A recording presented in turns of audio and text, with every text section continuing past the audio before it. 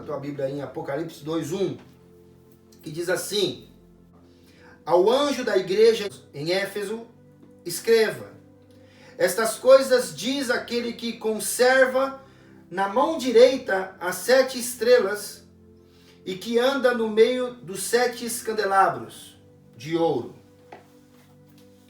Conheço as tuas obras, conheço as obras que você realiza, tanto o seu esforço como a sua perseverança. Sei que você não pode suportar os maus e que se pôs à prova os que se declaram apóstolos e não são, e descobriu que são mentirosos. Você tem perseverança e suportou provas por causa do meu nome, sem esmorecer. Tenho, porém, contra você o seguinte: você abandonou o seu primeiro amor. Lembra-se, pois, de onde você caiu. Arrependa-se e volte à prática das primeiras obras. Se você não se arrepender,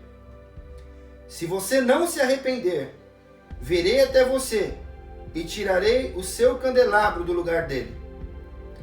Mas você tem a seu favor o fato de que odeia as obras dos nicolaítas, as quais eu também odeio.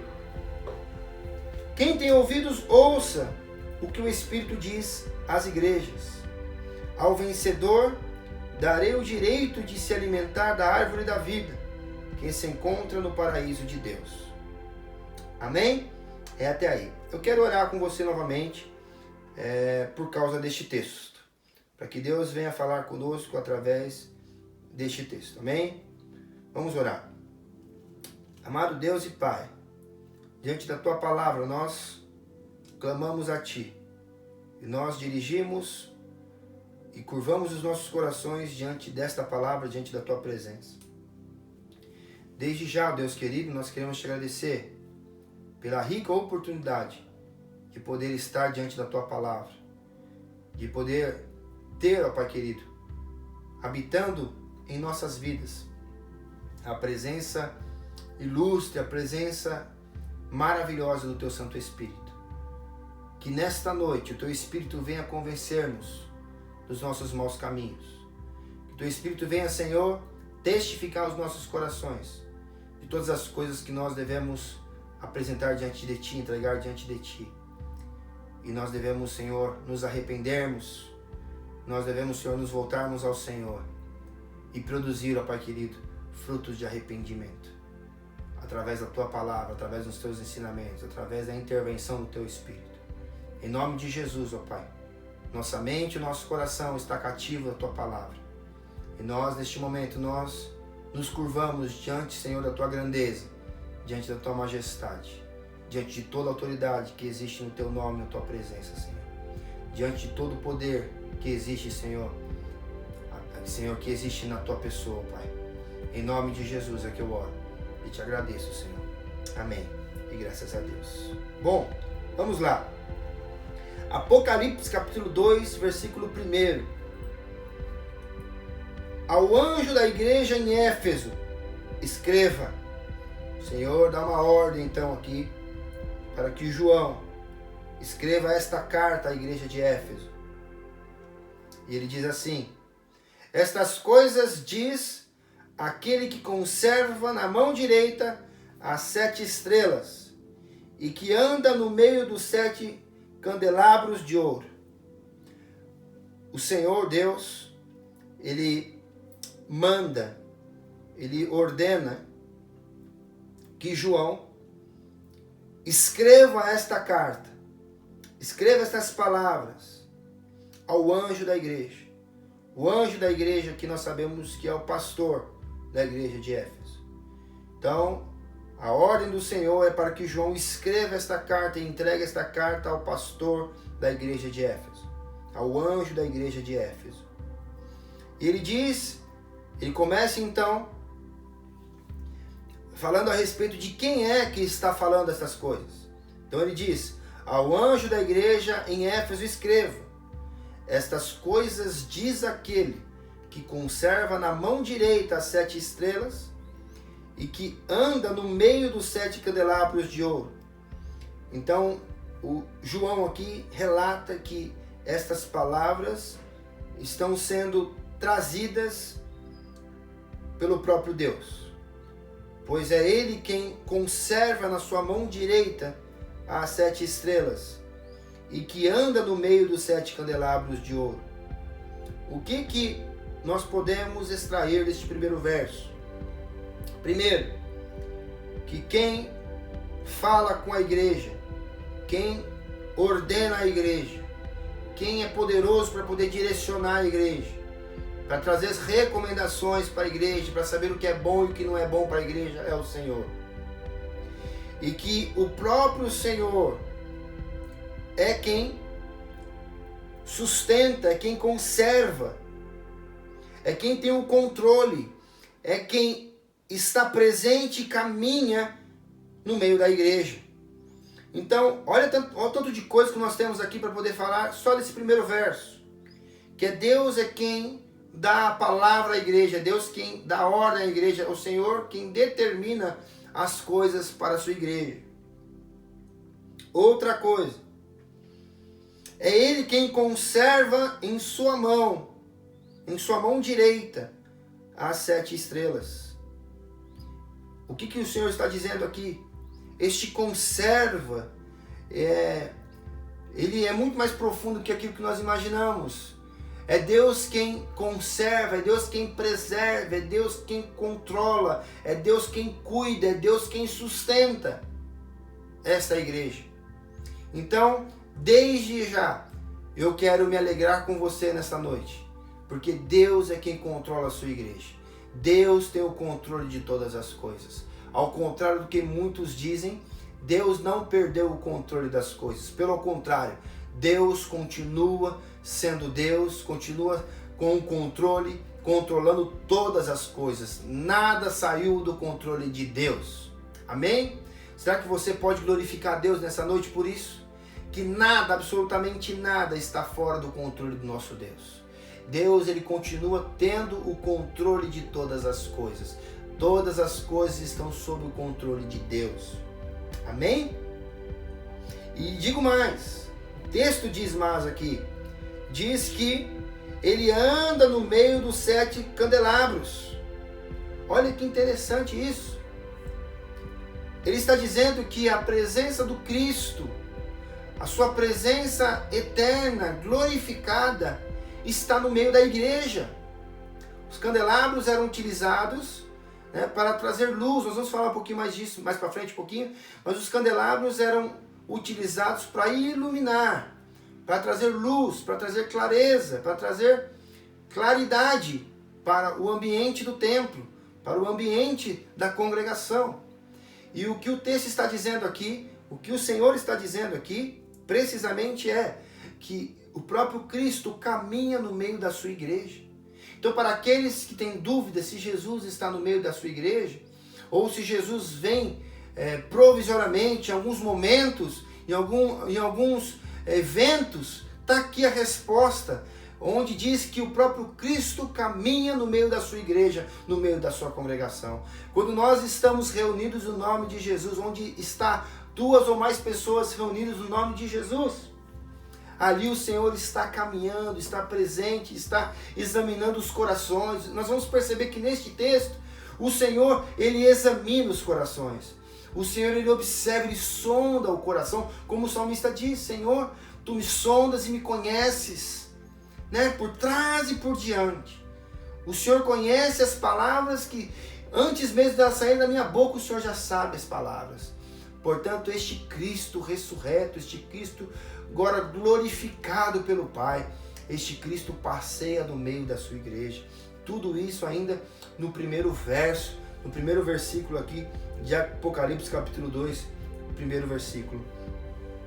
Amém? Então nós observamos aqui que o Senhor é Ele quem fala com a igreja, é Ele quem dá ordens à igreja, é Ele quem conserva, que preserva, que cuida, que controla a igreja, que Ele anda e que Ele está presente no nosso meio, no meio da igreja, no meio da congregação, no meio do ajuntamento, no meio da koinonia, né? Da comunhão, da eclésia, da igreja. É o Senhor quem está caminhando no nosso meio. Olha que coisa linda, gente. O Senhor está no nosso meio. Nós não estamos sozinhos, né? Além da presença do Espírito Santo, que é Deus habitando em nós, o próprio Cristo agora caminha em espírito sobre as nossas vidas, sobre a nossa igreja, a nossa congregação, sobre a nossa congregação. Amém? Segundo versículo, diz assim: conheço as suas obras, ou conheço as obras que você realiza, tanto o seu esforço como a sua perseverança. Sei que você não pode suportar os maus e que pôs à prova os que se declaram apóstolos e não são, e descobriu que são mentirosos. Aqui neste verso fica claro que Deus conhece as nossas obras. No versículo 2, o texto nos deixa claro que Deus, Ele conhece aquilo que nós temos feito, tudo aquilo que nós temos feito, e que nada que nós fazemos passa despercebido aos olhos do Senhor. Ou seja, igreja, Deus sabe de todas as coisas, Deus vê todas as coisas, Deus está presente, Deus está sondando os nossos corações e Deus está sondando as nossas ações. Deus é o Deus que conhece as nossas obras. Deus é o Deus que observa as obras. E aqui no texto, né, o Senhor está dizendo para este povo, para a igreja de Éfeso, que conhece as obras deste povo, conhece tanto o esforço deste povo quanto a perseverança deste povo. Ele fala aqui que eles não podem suportar os maus e que pôs à prova os que declaram apóstolos e não são. O que o Senhor está dizendo aqui, que além de conhecer as obras, né, as nossas obras, as obras deste povo, e que nada passa despercebido dos olhos do Senhor, o Senhor está dizendo também que cada renúncia, que cada trabalho, cada esforço que é feito é de conhecimento do nosso Deus. E nossa firmeza na sã doutrina, sabe, a nossa ortodoxia na sã doutrina, o nosso zelo pelas Escrituras, o nosso rigor ao denunciar e rejeitar os falsos profetas, os falsos mestres, as falsas doutrinas, são de conhecimentos do Senhor, nosso Deus. E Ele diz para nós continuarmos, nós devemos prosseguir, tendo zelo pela palavra de Deus, tendo zelo pela presença de Deus, sabe, tendo firmeza, sabe, no ensinamento da sã doutrina do Senhor. Que essa é a palavra que ele tem trazido para nós aqui no versículo 2, que Ele trouxe para nós aqui no versículo 2. É que muitos se levantaram, né, que Ele trouxe inclusive para este povo, para essa igreja em específico, a igreja de Éfeso. Que muitos, né, se colocaram como apóstolos e não são apóstolos. E essa igreja se levantou como uma igreja que denuncia o falso apóstolo, o falso ensino, o falso ensinamento, o falso mestre. Então, este é um ponto positivo da igreja de Éfeso. É uma igreja que denuncia a heresia, é uma igreja que denuncia a falsa doutrina, sabe? Que denuncia o falso ensinamento, que denuncia os falsos mestres. Né? Então Deus, Ele vê com bons olhos a igreja que denuncia este tipo de ação, esse tipo de atitude, esse tipo de gente. Pessoas que são como lobos devoradores, que estão prontos para tragar, para destruir vidas. Sabe? Que tem o desejo de distorcer as Escrituras, distorcer os princípios eternos de Deus. Quantos destes nós conhecemos? Quantos destes nós ouvimos, sabe, observamos hoje pelas redes sociais, pela mídia, pela televisão. O que mais tem hoje, sabe, na rede de televisão aberta hoje, são falsos mestres, sabe, falsos pastores. Porque a própria Escritura, no Evangelho de Mateus, o próprio Cristo falou que muitos no grande dia chegarão diante do Senhor e irão dizer que profetizou, curou, expulsou demônios no nome de Cristo. E Cristo vai dizer: afasta de mim, eu nunca vos conheci. Eu nunca te conheci. Eu não tenho parte contigo. Então essa igreja de Éfeso era uma igreja modelo nesse quesito. Uma igreja que denunciava, sabe, esses falsos ensinamentos, esses falsos mestres. Tá? Então, resumindo aqui o versículo 2, deixei anotado aqui para você. Sabe que aqui nesse texto, nesse versículo, neste verso, fica claro que Deus conhece as nossas obras e que nada que nós viemos fazer, sabe, vai passar despercebido aos olhos do Senhor. Portanto, cada renúncia que você tem feito, cada trabalho que você tem feito, cada esforço que você tem tido, nada disso passa despercebido aos olhos do Senhor. Todas essas coisas, esses atos, são conhecidos pelo nosso Deus. Sabe, a nossa firmeza na sã doutrina, o nosso rigor, sabe em conhecer as Escrituras, em tentar, sabe, conhecer o desejo, a intenção de Deus nos textos bíblicos. Sabe, o nosso rigor em rejeitar os falsos mestres, os falsos ensinamentos, as heresias, as falsas doutrinas. Tudo isso tem sido observado pelo Senhor, tem sido reconhecido pelo Senhor. E a ordem que nós temos diante do Senhor hoje, aqui para as nossas vidas, é que nós venhamos prosseguir no zelo pela palavra de Deus e o zelo também, sabe, pela presença de Deus. Que nós venhamos ter zelo pelas coisas do Senhor, tudo aquilo que se diz respeito ao Senhor, que nós venhamos fazer, sabe, da melhor forma, que nós possamos ser o melhor cristão, que nós possamos ser a melhor versão de nós mesmos diante da palavra do Senhor, em nome de Jesus. Versículo 3, terceiro versículo, ele diz assim: você tem perseverança e suportou provas por causa do meu nome, sem esmorecer. Olha aqui um povo perseverante. Olha como o Senhor enxerga a perseverança do teu povo. Deus é um Deus que observa as nossas atitudes, observa, sabe, as nossas ações, as nossas reações, observa tudo aquilo que nos compõe.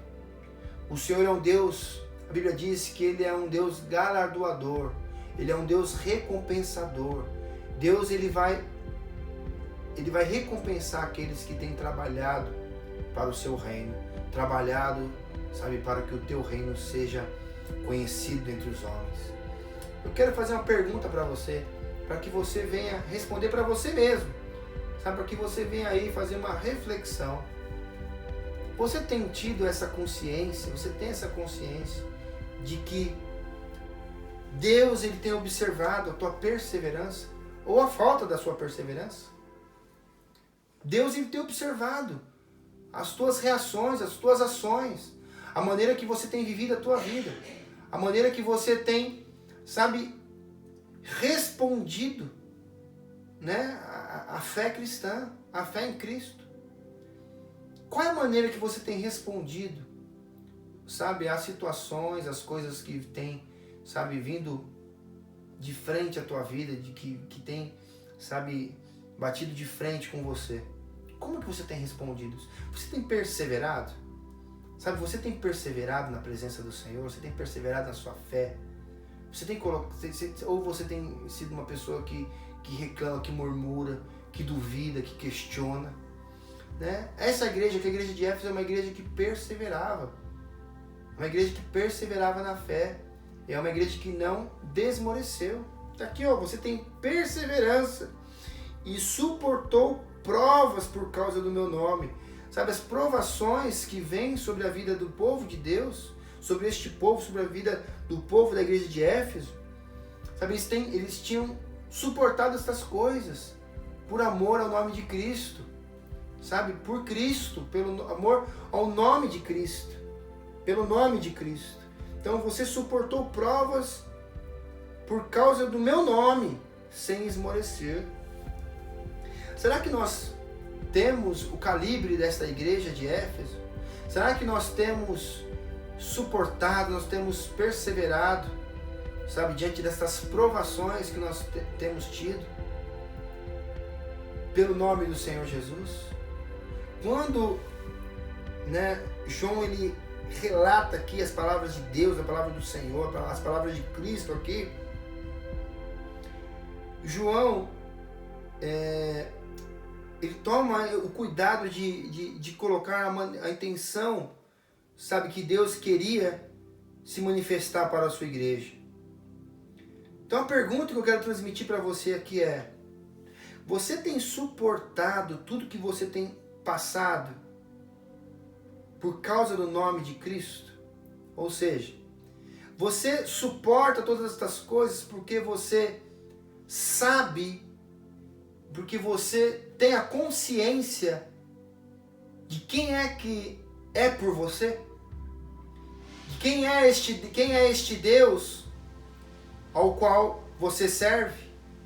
Será que você tem suportado todas estas coisas que você tem suportado por causa do nome, por causa do tamanho do Deus que você tem crido?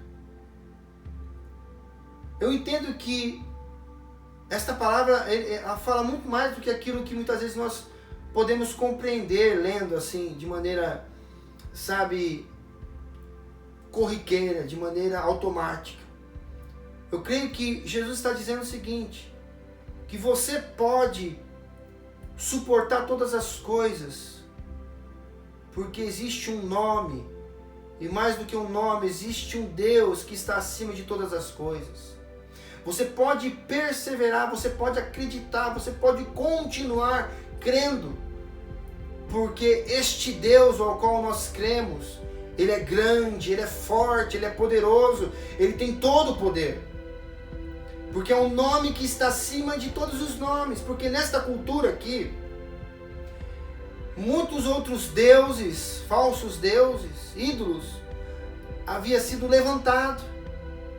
Nós estamos falando de um lugar onde tinha muitos ídolos levantados. Por exemplo, neste local, em Éfeso, era um local onde se adorava, né, a deusa Diana, por exemplo, que era um ídolo, uma deusa adorada por muitos. E muitos tinham Diana como uma deusa que protegia, uma deusa que guardava toda a cidade. E a ideia de que, quando Deus fala que eles perseveraram, que eles suportaram todas aquelas provas por causa do seu nome, Ele está dizendo o seguinte: eu sei que vocês suportam todas essas coisas porque vocês entenderam que o meu nome está acima de todos os nomes, que o meu poder está acima de qualquer outro poder. Não existe ser, não existe poder acima dos meus poderes. Não existe Deus acima do Deus que eu sou. É nesse sentido que eu creio que Cristo está revelando aqui ao seu povo os motivos pelo qual eles não desmoreceram na sua fé. Porque eles tinham a completude, a consciência do tamanho, da grandeza deste grande Deus ao qual eles serviam. Amém? Será que nós podemos dizer isso? Que nós temos perseverado, nós temos crido, nós temos, sabe, nós temos ficados de pé, erguidos, a nossa fé está de pé, porque nós sabemos, sabe, nós fazemos menção, nós sabemos bem o Deus que nós temos crido, que este Deus está acima de qualquer Deus criado pelo homem, que este Deus, Ele tem poder, Ele tem todo o poder, e não existe um Deus tão poderoso como o nosso Deus. É por isso que Cristo, Ele diz: você tem perseverança. Você tem perseverança. Você suportou provas. Você suportou todos os desafios que foram colocados diante de você. Será que você consegue escutar Deus falando isso para você hoje? Sabe por que você está de pé? Sabe por que você tem, sabe, permanecido firme? Sabe por que você não desmoreceu? Sabe por quê? Porque você sabe que existe um Deus todo-poderoso. Este Deus, Ele luta com você, Ele luta por você. Ele é contigo. Amém? Olha que coisa linda que este texto nos traz aqui, né? E outra coisa que eu observo também, que o fato de nós perseverarmos na nossa fé, de nós suportarmos todas as provações, é exatamente por causa do nome desse Senhor. É por causa do nome que está acima de todos os nomes, e não existe outro motivo. Só existe um motivo para nós nos mantermos de pé, para que nós venhamos permanecer de pé. Só existe um motivo. E sabe qual é o motivo? É porque existe um Deus que está cuidando da sua igreja. Nós voltamos lá para o primeiro versículo. Porque Deus tem sustentado a sua igreja. Sabe por que você está de pé? Porque Deus tem te sustentado. Porque Deus tem preservado você. Deus tem cuidado de você. Deus, sabe, Ele tem mostrado para você que você não está sozinho, que Ele guarda você, que Ele cuida de você. Amém? Amém, igreja? Em nome de Jesus, creia nisso. E nós estamos apenas no terceiro versículo ainda. Olha o tanto de coisa importante, interessante que nós já observamos aqui. Agora, nós observamos então, até aqui então, que Deus, Ele observou várias atitudes, vários atributos da igreja, várias qualidades da igreja. É o Deus que enxerga, um Deus que reconhece, sabe, aquilo que nós temos acertado. É o Deus que observa e vê os acertos da igreja. Então olha que interessante, nós estamos diante de um Deus, sabe, que Ele reconhece os acertos da sua igreja, os acertos do seu povo. E está aqui, uma igreja, sabe, que não se dobrou diante dos ídolos, uma igreja que não desmoreceu na sua fé, uma igreja que não se dobrou diante dos falsos mestres, dos falsos ensinamentos, das falsas doutrinas, uma igreja que não se vendeu, uma igreja que não se prostituiu. Olha aqui as qualidades desta igreja. Será que Deus pode observar essas qualidades em nós hoje? Será que Deus pode olhar para a igreja bíblica Boas Novas? Será que Deus pode olhar para a sua vida que está me acompanhando aí, para a sua igreja? E Deus pode também dizer essas coisas? Que você não tem se vendido, que você não tem trocado, sabe, o caráter, os atributos de Deus pelas bênçãos do próprio Deus? Será que você não tem, sabe, será que você tem valorizado a sã doutrina, o ensinamento genuíno, puro das Escrituras? Ou você tem negociado, você tem, sabe, trocado, sabe, estas pérolas, que é as palavras de Deus, a grande pérola, sabe, que é a palavra de Deus, sabe, por fast food, sabe, por momentos de descontração, por momentos, sabe, de prazeres, sabe, e existe pessoas ainda que inclusive procura contextualizar biblicamente os seus enganos, pessoas que usam as Escrituras para poder se contextualizar as Escrituras. É cada coisa que a gente observa, cada coisa que a gente vê, sabe, pessoas que têm atitudes promíscuas, e eles pincelam, sabe, procuram textos bíblicos para poder, sabe, achar apoio. A Bíblia fala que esses camaradas, eles estão distorcendo as Escrituras, são falsos mestres. Eles estão levantando falsos ensinamentos. Então se desvia desses ensinamentos em nome de Jesus. E vamos nos apegar à sã doutrina, vamos nos apegar àquilo que o Senhor tem a dizer à sua igreja. Mas Deus não é um Deus que simplesmente vê as coisas boas, que reconhece as coisas boas, as boas ações da sua igreja. Mas Deus também, Ele orienta a sua igreja, para que a sua igreja tenha vida longa, para que a sua igreja tenha brilho, para que a sua igreja tenha brilho, para que a sua igreja tenha vida. E Deus começa a observar aqui na igreja de Éfeso alguns pontos, algumas coisas que eles deixaram de lado, que eles ignoraram. E isso, se não corrigido, traria morte, traria prejuízos a esta igreja, a este povo. Vamos observar aqui agora no verso 4, o quarto versículo do capítulo 2 de Apocalipse. Quando Cristo diz assim: tenho, porém, contra você o seguinte: você abandonou o seu primeiro amor. Deus é Deus que vê todas as coisas, igreja. Deus é um Deus que enxerga todas as coisas, é um Deus que observa tudo. Os olhos de Deus varrem tudo. Não existe sujeira embaixo do tapete que os olhos de Deus não peguem, que os olhos de Deus não enxergam. Deus é um Deus que enxerga todas as coisas, Ele vê todas as coisas, Ele sabe de todas as coisas. Deus é um Deus relacional, Deus é um Deus que fala aos nossos corações, Deus é um Deus que se relaciona com o seu povo. Deus é um Deus que fala aos nossos corações. Deus é um Deus que nos instrui acerca dos nossos caminhos bons e dos nossos maus caminhos. É um Deus que sonda as boas e as más intenções dos nossos corações. Aqui nós podemos observar que Deus, que na fala do nosso Deus, nosso Senhor, a sua igreja, Ele percebe que a motivação da sua igreja mudou. Que existe um problema na motivação da igreja. Não necessariamente nas obras dessa igreja, mas enfaticamente na motivação desta igreja. A motivação pela qual nós somos ou nós fazemos algo. Na motivação ao qual nós somos ou que nós façamos algo, nós venhamos fazer algo. Primeiro Deus disse aqui, que Deus ele se alegrou por algumas obras deste povo, pelo zelo deste povo, pela ortodoxia deste povo, que Deus ele se alegrou, sabe, pelo rigor da lei, sabe, por preservar as escrituras, por não dar ouvido e denunciar os falsos mestres. Mas Deus, diante da sua soberania, diante da sua grandeza, diante da sua onisciência, diante da sua onipotência, diante da sua onipresença, Deus observa que este povo estava fazendo tudo o que estava fazendo, porém com motivações erradas.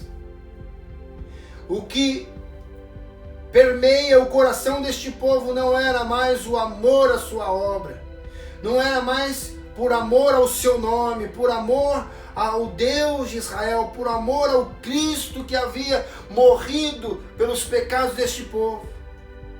Deus, diante da sua grandeza, Cristo, diante da sua magnitude, observa que o amor, que a intensidade, o propósito pelo qual aquela igreja estava se movimentando, pelo qual aquela igreja existia, estava deturpado.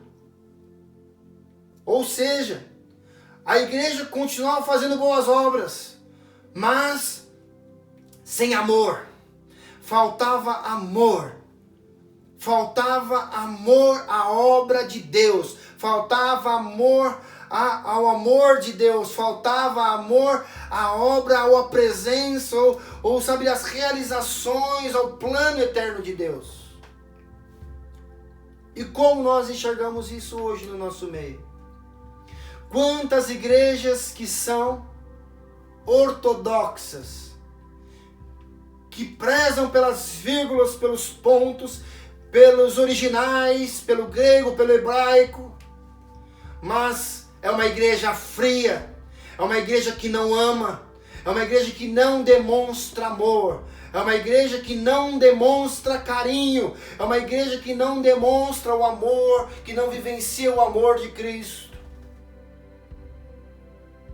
Talvez a igreja de Éfeso não é a única.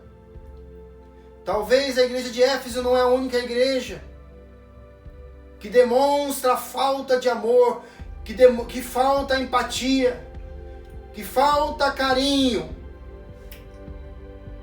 que falta, sabe, boas intenções em fazer o que está fazendo. Talvez a igreja de Éfeso não seja esta única igreja. Talvez nós tenhamos que escutar, talvez não, com certeza. Nós temos que escutar, nós não somos melhores do que a igreja de Éfeso. Talvez nós não temos metade das qualidades que a igreja de Éfeso tinha. Porém, aqui está um alerta, por isso que o tema dessa mensagem é este. É um recado de Deus, um recado do Senhor, um recado de Cristo à sua igreja. Deus tem algo contra esta igreja. Deus tem algo contra a igreja que não tem amor. Deus tem algo contra esta igreja fria, esta igreja apática. Deus tem algo contra você que não tem amado. Deus tem algo contra mim, se existe em mim falta de amor. Isso é algo muito sério, igreja. Isso é algo que traz para nós que compreendemos esta palavra. Isto é algo desesperador. Porque nós sabemos que Deus, o Deus Todo-Poderoso, conhece as intenções dos nossos corações, mais do que aquilo que nós fazemos, mas a motivação por que nós fazemos, ou quem somos, ou quem é aquele que está fazendo. Nós observamos que na fala de Deus, na fala aqui de Cristo, a sua igreja, ele percebe que a motivação desta igreja mudou, foi adulterada. Conforme eu já disse, não necessariamente as obras deste povo mudou, mas enfaticamente a motivação deste povo mudou. A motivação pela qual nós somos, a motivação pela qual nós somos chamados de filhos de Deus. Por que nós somos chamados filhos de Deus? Nós temos que pensar nisso hoje. Por que nós somos chamados filhos de Deus? Porque nossos nomes foram escritos no livro da vida? Ou porque nós temos características do nosso Pai? Por que nós seremos reconhecidos pelos outros como filhos de Deus? Porque nós temos um linguajar próprio, nós temos uma língua crentez. Porque agora nós falamos diferente. Nós falamos varão, nós falamos a paz do Senhor, varoa. Nós falamos, um linguajar agora diferente. Não é por isso, meu irmão e minha irmã. Nós somos conhecidos como filhos de Deus, servos de Cristo, irmãos de Cristo, irmãos em Cristo, porque nós amamos como Deus ama, porque nós amamos como Cristo ama, porque o amor de Deus agora, ele foi depositado, ele foi lançado sobre, foi, colocado sobre as nossas vidas.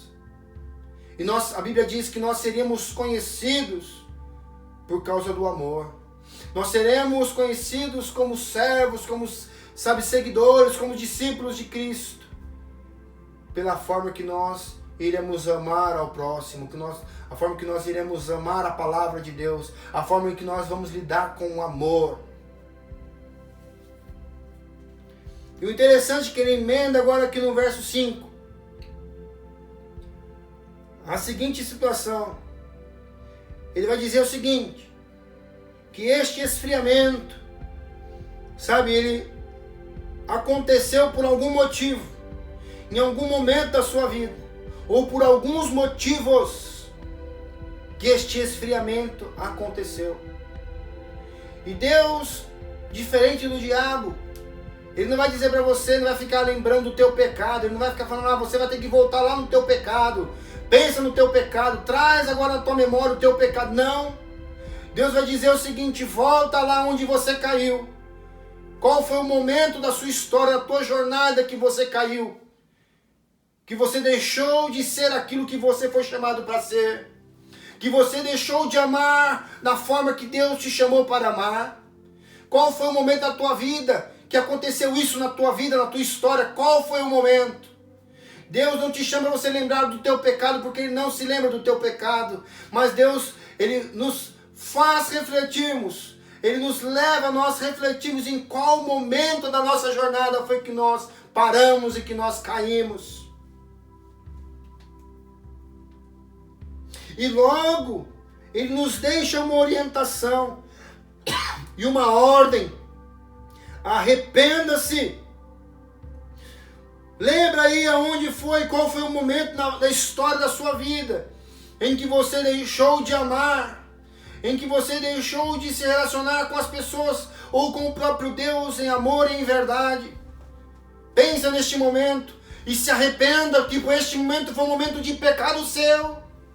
Talvez tenha pessoas que deixou de congregar, pessoas que deixou de se relacionar com os outros, de acreditar nas Escrituras, por causa da falha de um homem, por causa de pessoas, porque não teve o mesmo crivo, não teve mesma paixão, que não teve a mesma ortodoxia do que o povo de Éfeso teve. De checar, de observar os falsos ensinamentos, os falsos mestres, e você se deixou cair, você se deixou levar pelos falsos. Observa que este povo, ele foi ortodoxo, este povo não se deixou contaminar pelos falsos mestres, mas talvez você tenha sido vítima desses homens. Então você deve se arrepender por ter deixado as Escrituras de lado e ter sido levado, por ventos de doutrina, por sensações, pelo sentir, pelo arrepio. Você deixou de acreditar no que as Escrituras dizem, que é para você testar os Espíritos, para você provar se é ou não de Deus. Amém? Então, em nome de Jesus, nós observamos que a orientação de Deus é exatamente essa. Agora você tem que se arrepender.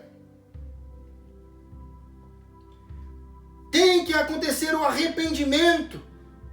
E o arrependimento aqui, meu irmão, é algo claro. É algo que, se compreendido e colocado em prática, você não vai sofrer mais por causa disso. O texto, em momento algum, ele vai falar assim para você: viva uma vida, de arrependimento. Viva se arrependendo. Não, o texto fala: arrependa-se. É uma ordem, é um ato que você tem que fazer. E logo existe uma ação. Eu me arrependo. O arrependimento aqui é uma ação que eu tenho que fazer. Eu tenho que tomar uma atitude de me arrepender. E o que vai ser produzido depois disso não é mais arrependimento, e sim frutos do arrependimento. Porque tem pessoas que se arrependem pelo mesmo pecado todo dia e nada acontece. Então é mais um remorso do que um arrependimento. Porque a ideia de arrependimento que eu tenho neste texto que é uma decisão que nós tomamos e logo nós colhemos frutos de arrependimento. Nós nos arrependemos, nós nos convertemos após este arrependimento.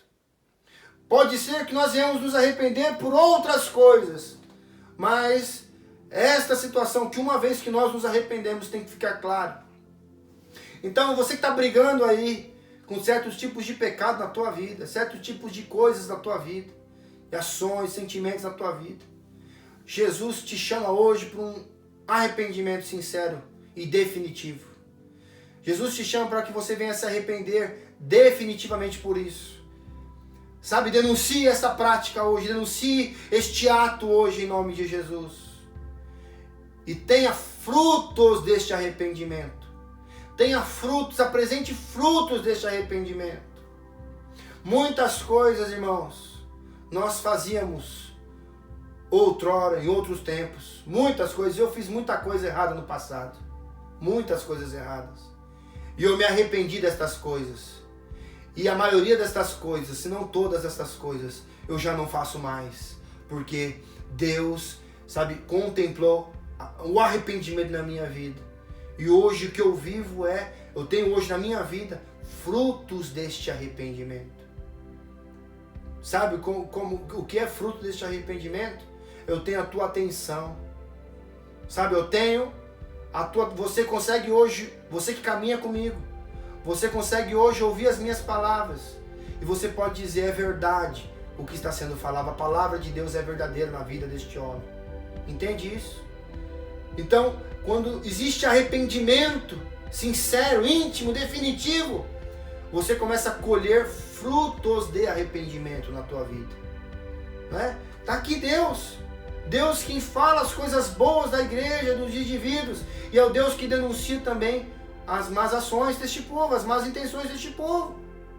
Então nós temos que enxergar nas nossas vidas tudo aquilo que Deus tem feito de bom. Tudo aquilo que Deus tem produzido de bom nas nossas vidas. E nós temos que nos arrepender daquilo que não é bom, daquilo que desagrada a Deus. Amém? Então eu coloquei aqui para vocês a seguinte informação, para que fique de uma forma ordenada para você. Em cima desse versículo 5. Deus em momento nenhum nos manda lembrarmos dos nossos pecados. Mas Deus nos orienta a nós observarmos em qual momento da nossa trajetória, da nossa caminhada, da nossa jornada, foi em que nós caímos. E logo nos deixa uma orientação ou uma ordem, dizendo: arrependa-se e volta-te à prática das primeiras obras. Ou seja, nós temos que trazer em nossa memória em qual momento deixamos de amar a Deus e a sua obra. Temos que nos arrependermos e estarmos prontos a produzir frutos de arrependimento.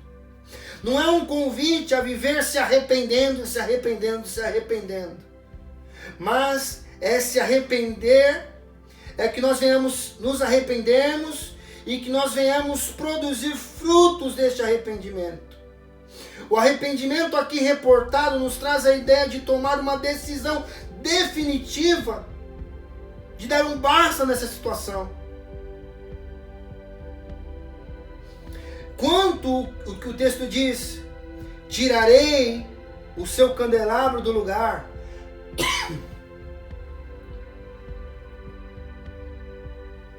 Porque o texto diz aqui, né? Se você não se arrepender, virei até você e tirarei o seu candelabro do lugar dele. Então, quanto a esta afirmação de Cristo aqui, Deus ele está se referindo à vida desta igreja. Candelabro serve para que serve? Para que serve um candelabro? O candelabro, para quem não sabe, serve para iluminar, trazer luz para um lugar. Então é como se Deus estivesse dizendo o seguinte: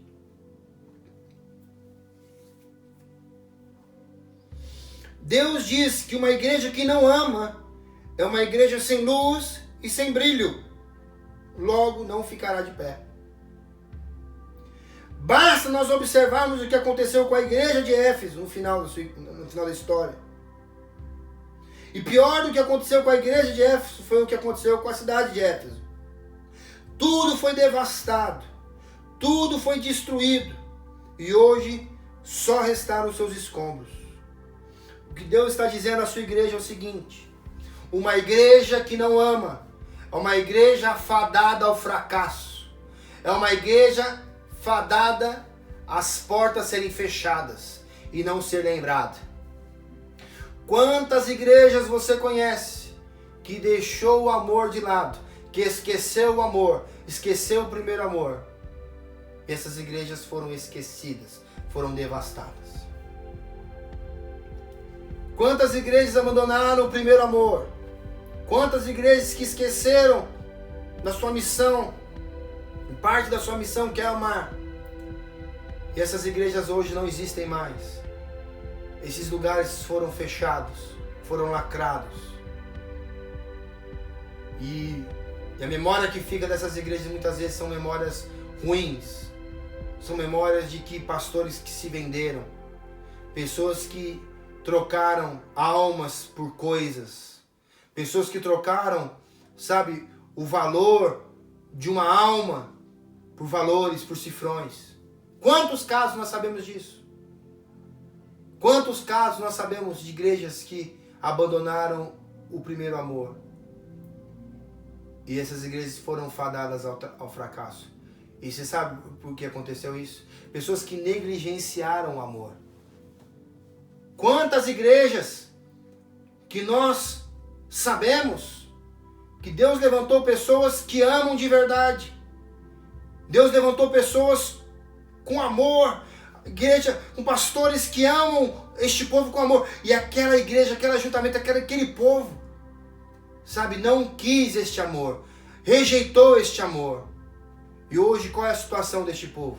Qual é a situação desse lugar?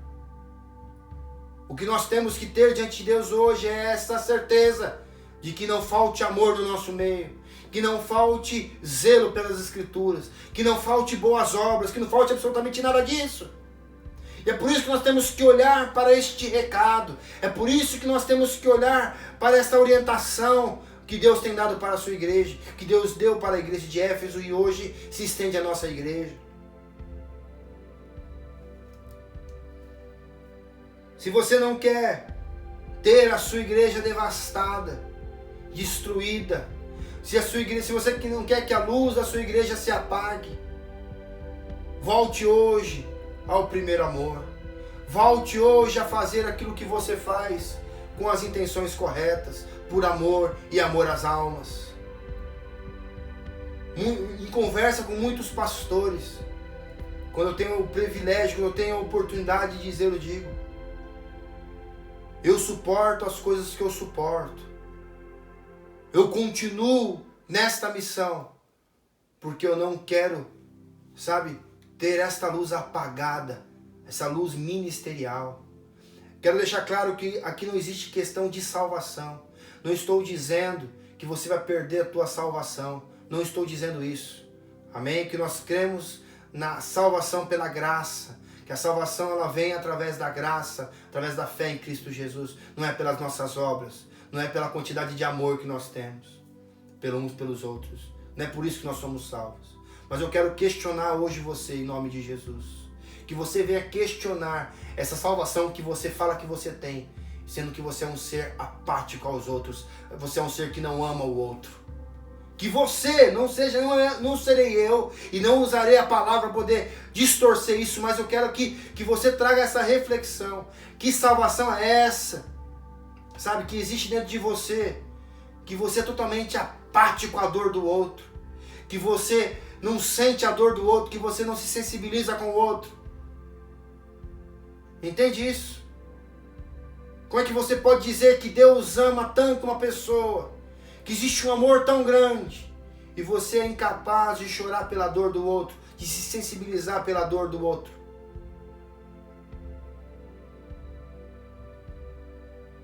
A Bíblia fala de um grupo de pessoas chamado fariseus. Fariseus, que tinham essas características. Eles observavam a lei muito mais do que o crente de hoje. Muito mais do que eu, do que você que está me vendo aí. Os fariseus eram homens que observavam a lei, que observavam e meditavam na lei. Mas eram homens insensíveis. Eram homens incapazes de sentir o amor de Cristo Jesus. Eram homens que eram incapazes de perceber a motivação dos apóstolos que perderam as suas próprias vidas por amor ao Evangelho de Jesus Cristo. Eles foram incapazes de perceber isso. Será que eu e você muitas vezes nós nos comportamos como os fariseus? Que somos admiradores da lei, mas somos insensíveis e incapazes, de se sensibilizar ao amor que é incíntrico, que é, totalmente inseparável do Evangelho. Nós estamos sendo bombardeados esses dias. A igreja, inclusive a igreja de Cristo, está sendo bombardeada por racismo, por exemplo. Igrejas racistas. Igrejas com depoimentos, atitudes, discursos racistas. E isso é terrível. Isso é horrível.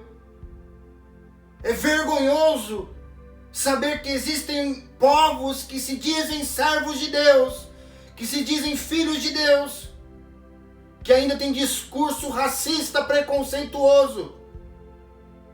Que em nome de Jesus você venha se converter, meu irmão.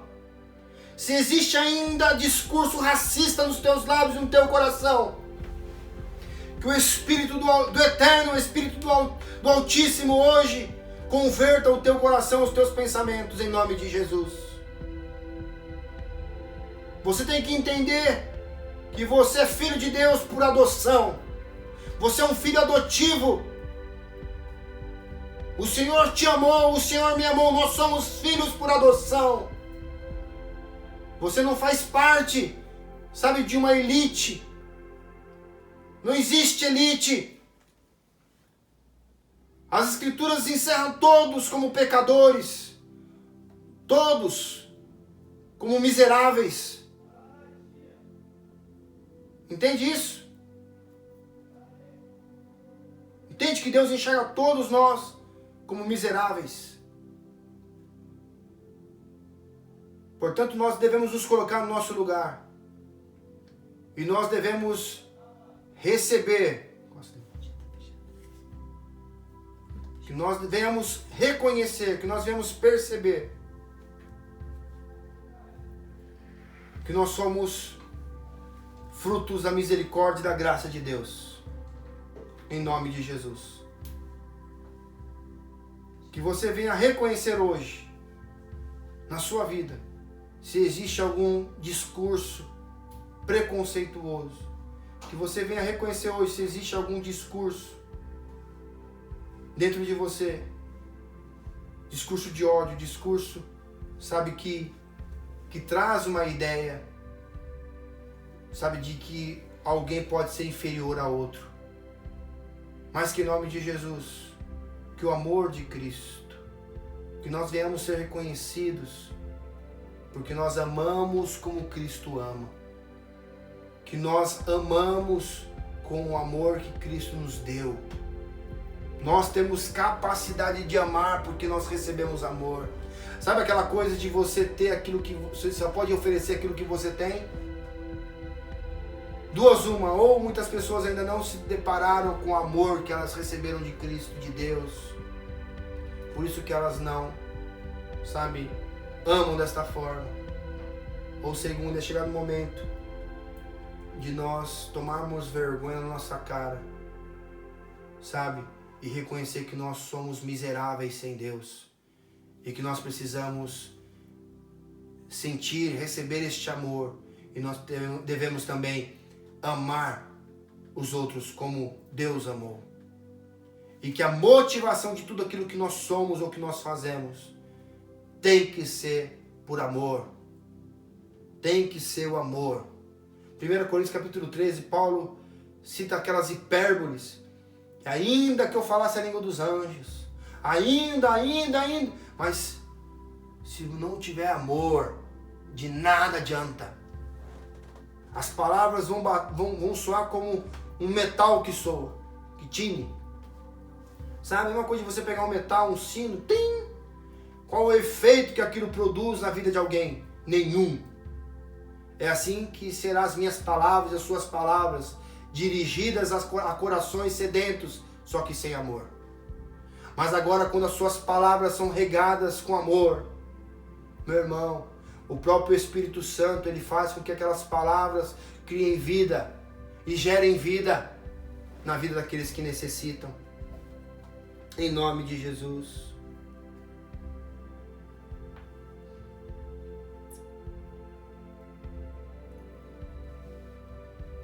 E ele diz mais aqui, né? Ele diz que, mas você tem a seu favor o fato, versículo 6, de que odeia as obras dos nicolaítas, as quais eu também odeio. Então o Senhor observa que o povo, a igreja de Éfeso, ela tinha ao seu favor, ela tinha um benefício, que era uma igreja que estava comprometida com o Evangelho de Jesus Cristo. Ao contrário do Evangelho, ou do falso Evangelho, que os nicolaítas pregavam. A igreja de Éfeso era conhecida por ser uma igreja fiel às doutrinas apostólicas. Teve um bom apóstolo, um bom professor que foi Paulo. Ela tinha gravado em seus corações os ensinamentos sobre a suficiência de Cristo e a sua obra. Portanto, sabendo disso, né, tendo isso no teu coração, na tua mente, ela então rejeita os ensinamentos dos nicolaítas. que aparentemente criam no Evangelho. Para quem não sabe, os nicolaítas, eles haviam recebido o Evangelho. Porém, o Evangelho não era suficiente para eles. Então, eles acrescentaram, eles adicionaram outras coisas, eles tornaram um evangelho mais liberal. Qualquer semelhança ao evangelho liberal de hoje não é mera coincidência, tá? Então nós estamos falando de um povo que diz o seguinte, que começou a relativizar o evangelho de Jesus Cristo. Nós tínhamos Paulo dizendo o seguinte, por exemplo: para que você venha a ser salvo, não é necessário que você precise se circuncidar, né? Porque agora nós somos salvos, ou seja, nós somos salvos pela graça. Nós somos, em Efésios capítulo, nós vemos capítulo 1, versículo, o capítulo 2, nós vamos observar que ele vai dar exatamente, ele vai enfatizar exatamente a maneira que nós somos salvos. Que é mediante a fé em Cristo Jesus, pela graça nós somos salvos. Não vem das obras. Então este povo, os nicolaítas, eles começaram a adicionar o seguinte: para você ser salvo não é necessário você ter, por exemplo, uma mulher só. Você pode ter relações sexuais com quantas mulheres vocês quiserem. Isso não vai interferir, isso não impede a tua salvação. Por exemplo, quanto às carnes sacrificadas aos ídolos, eles iam falar o seguinte: vocês podem continuar sacrificando e comendo essas carnes sacrificadas sem problema nenhum. Jesus morreu por vocês. Então eles criam no ato de Jesus, porém, eles adicionaram, eles prostituíram o evangelho de Jesus Cristo. E Deus, ou Cristo aqui, eles enxergam que o povo de Éfeso, a igreja de Éfeso, elas foram fiéis ao Senhor e não se curvaram, não se dobraram sobre esses ensinamentos dos nicolaítas. Que eram, dentre outros, esses ensinamentos, que o sexo poderia ser feito na maneira que eles achavam que tinha que ser feito, na hora que eles queriam fazer, dentro ou fora do casamento, antes ou depois do casamento, com quantas mulheres queriam, com quantos homens queriam, enfim, a respeito dos ídolos, a respeito, das carnes, dos alimentos consagrados, a mesma coisa. Então, aquela coisa era meio que comum para aquele povo. Porém, a igreja de Éfeso, ela se manteve firme.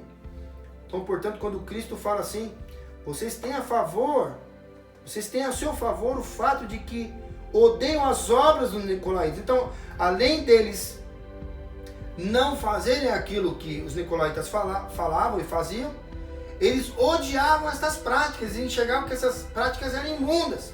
Ou seja, Deus fala para este povo: vocês têm isso a favor de vocês. Então, nós temos que ter o que contra essas coisas, contra essas práticas dos nicolaítas? Nós temos que odiar essas coisas da mesma forma que a igreja de Éfeso odiava. Por quê? Porque Deus odeia, que é o que o texto vai dizer aqui. Mas vocês têm a seu favor o fato de que odeiam as obras dos nicolaítas, as quais eu também odeio. Então, nós temos que procurar ter esta mesma postura da igreja de Éfeso nesse quesito, nessa situação, tá? Nós nos abstermos daquilo que Deus odeia, daquilo que fere os princípios, que fere a moral, que fere aquilo que nós entendemos que as Escrituras diz, tá? Que Deus não se agrada. E o último versículo aqui, o versículo 7, ele termina, primeiro com uma frase, onde esta frase se repete para todas as cartas das 7 igrejas que Cristo manda João escrever, que ele diz assim: quem tem ouvidos, ouça o que o Espírito diz à igreja. Então esta frase é uma frase que eu gostaria que ecoasse dentro do teu coração, neste momento. Quem tem ouvidos, ouça o que o Espírito diz à igreja. Quem tem ouvidos, ouça o que o Senhor tem dito à sua igreja. E o que o Senhor tem dito a nós aqui. O que o Senhor disse à igreja de Éfeso e nós podemos aplicar hoje para a nossa igreja, para a igreja bíblica Boas Novas, para a igreja aí na sua casa, para você que está me vendo que é de outra congregação, o que você pode aplicar hoje na sua vida. Tantos ensinamentos aqui que Deus nos deixou. Se você pegou essa mensagem pela metade, no finalzinho, depois você volta, nós vamos salvar essa live, nós vamos postar essa mensagem na íntegra depois no nosso canal no YouTube, você pode acompanhar todos os pontos, ok? Então ele diz assim, quem tem ouvidos, ouça o que o Espírito diz à igreja. Ao vencedor darei o direito de se alimentar da árvore da vida, que se encontra no paraíso de Deus. Quem tem ouvidos, ouça as palavras dirigidas pelo Espírito de Deus, exclusivamente para a sua igreja. Esta mensagem é para a igreja de Cristo. Essa mensagem é para um povo ao qual recebeu a Cristo, que se diz cristão, que se diz discípulo de Cristo. Esta mensagem é para você, meu irmão. Muitas vezes pensamos em morar,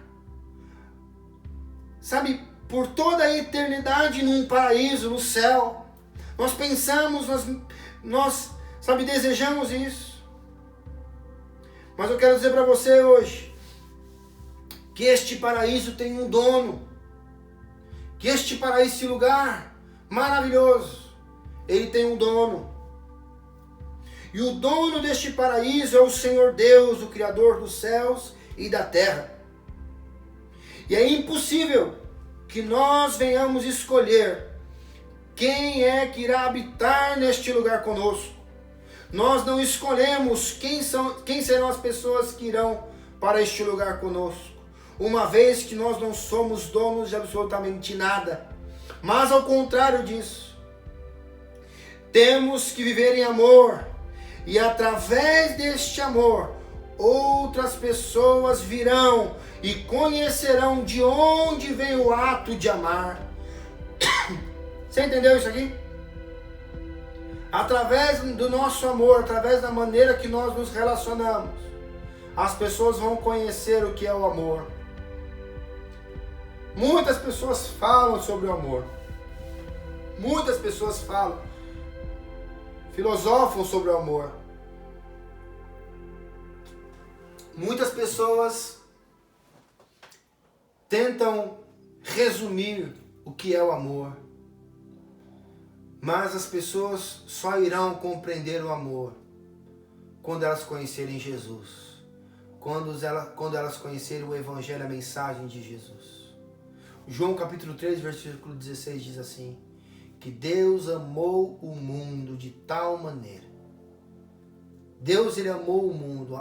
Uma das formas de Deus amar e demonstrar o seu amor foi entregando o seu único filho, para que todo aquele que nele crê tenha a vida eterna. Não pereça, mas tenha a vida eterna. Não morra, mas tenha a vida eterna.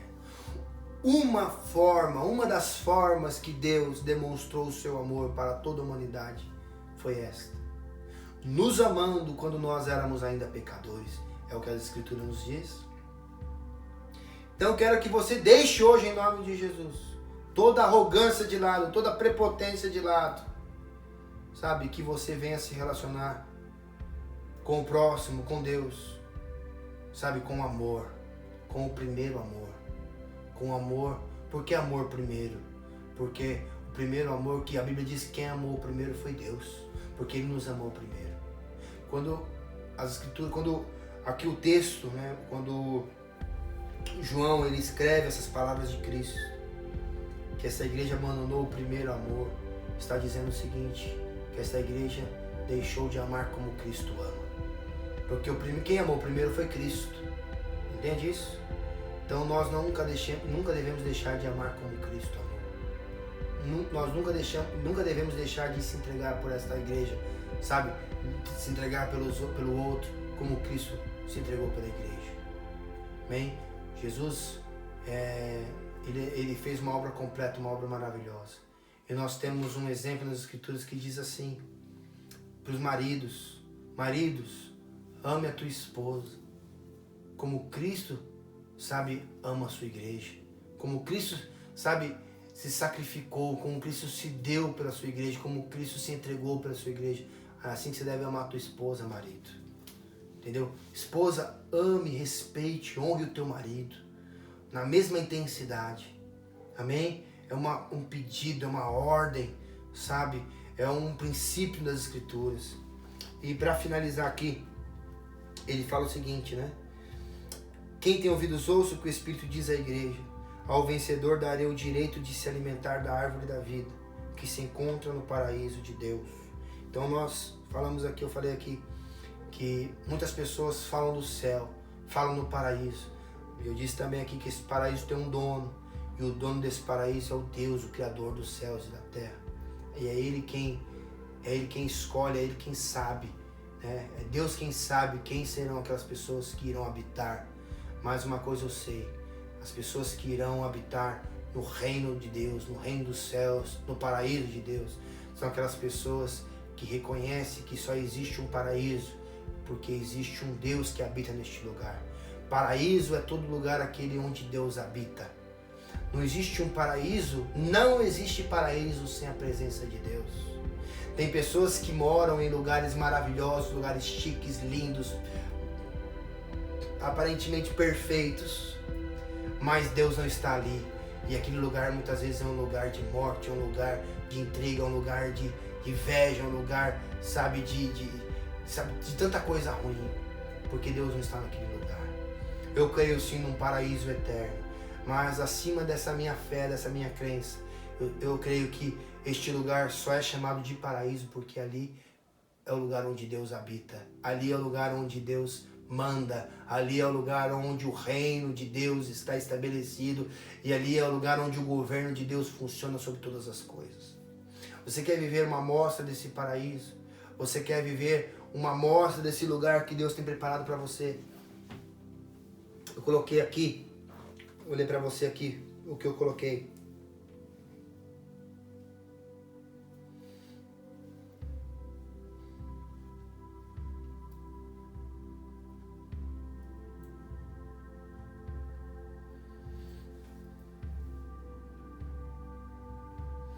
Que um coração cheio do amor de Deus, presta atenção nisso aqui, um coração cheio do amor de Deus faz com que o paraíso seja estabelecido dentro dos nossos corações. Ou seja, um coração repleto, cheio do amor de Cristo, do amor de Deus, faz com que este paraíso que nós sonhamos, que nós almejamos, sabe, seja estabelecido dentro do nosso próprio coração. Se você quer ter um lugar de paz dentro do teu coração, se você quer que o teu coração seja o lugar onde impere o amor, que impere a presença de Deus, é necessário que nós tomemos passos nessa noite, que nós façamos algo em prol disso nessa noite. E a orientação que Deus diz aqui na sua escritura é para que nós venhamos voltar ao primeiro amor, que nós venhamos voltar a essas primeiras obras, que nós venhamos voltar, sabe, a este primeiro amor. Então você vai dizer isso para Deus hoje, junto comigo. Enquanto eu oro aqui, eu quero ouvir aí, através da minha fé, eu quero ter essa certeza, na verdade, de que você está orando nesse sentido. Ore ao Senhor nessa noite, diga para o Senhor que você quer voltar para o princípio de tudo, você quer amar como Ele amou. Amém? Ore neste momento, fale com Deus nesse momento em nome de Jesus.